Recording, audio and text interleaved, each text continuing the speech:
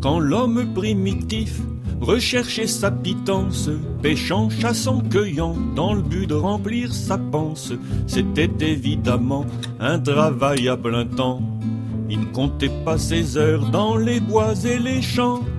Il était sans patron, même si sa Cro-Mignonne lui reprochait souvent son goût pour la braconne et d'aller trop traîner au bord de la rivière avec quelques luronnes, disant « je n'ai pris qu'un verre ».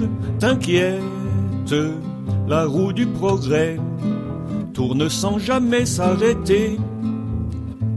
Et puis il y eut des chefs qui n'en foutaient pas une, profiteurs patentés qui promettaient la lune, à qui tout était dû, cuissages et cuissots, qui se servaient d'abord et les meilleurs morceaux. Si longtemps on troqua, fut inventée la thune, permettant aisément d'amasser des fortunes. Et la part du lion grossit, vaille que vaille. C'est à ce moment-là que naquit le travail. T'inquiète, la roue du progrès tourne sans jamais s'arrêter.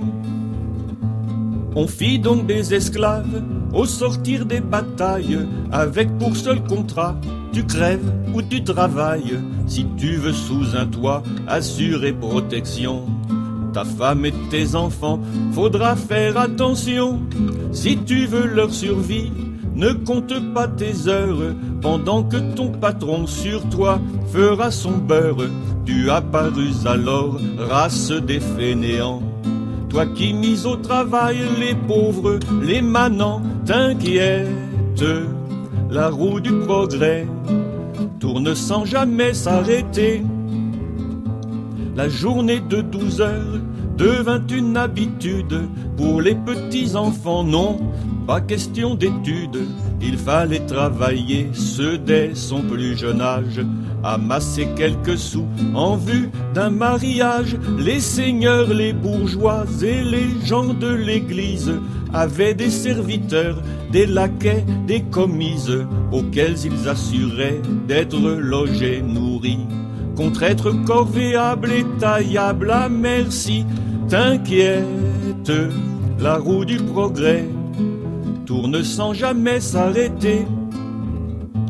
Un jour fut décidé que ce serait 8 heures, il fallait éviter quand même que trop meure. Ce n'était pas rentable et les révolutions finissaient par donner de l'imagination au peuple, aux ouvriers et aux gens de la terre qui ne supportaient plus le côté héréditaire de cette transmission presque de droit divin, laissant aux travailleurs les miettes du festin. T'inquiète, la roue du progrès tourne sans jamais s'arrêter. Et puis la gauche vint avec les 40 heures, le Front populosa, la réforme majeure, celle qui délivra du bagne les Français et leur permit un peu enfin de respirer, car ouvrir un bouquin, faire une promenade, prendre un peu de repos, boire une limonade, excepté le dimanche pour les non-baptisés, faisait partie d'un vœu jamais réalisé. T'inquiète, la roue du progrès tourne sans jamais s'arrêter. Avec 1 heure de moins, Tonton tint ses promesses, la durée du travail fut soumise à la baisse. Les gens avaient le temps de lire, de penser, d'aller au cinéma, de rire, de danser. Déjà certains patrons, pressentant la menace, inquiets pour leur argent, en faisaient la grimace. Martine Aubry, faisant voter les 35 heures, a réduit les profits des 40 voleurs. T'inquiète, la roue du progrès tourne sans jamais s'arrêter. Cela ne peut durer, il faut que l'on comprenne que si Sarko est roi, la finance est la reine, que les fonds de pension n'ont aucun sens moral, et que si Dieu existe, il a non capital pour sauver le veau d'or, des milliards à l'appel, pendant que des milliards cherchent dans les poubelles.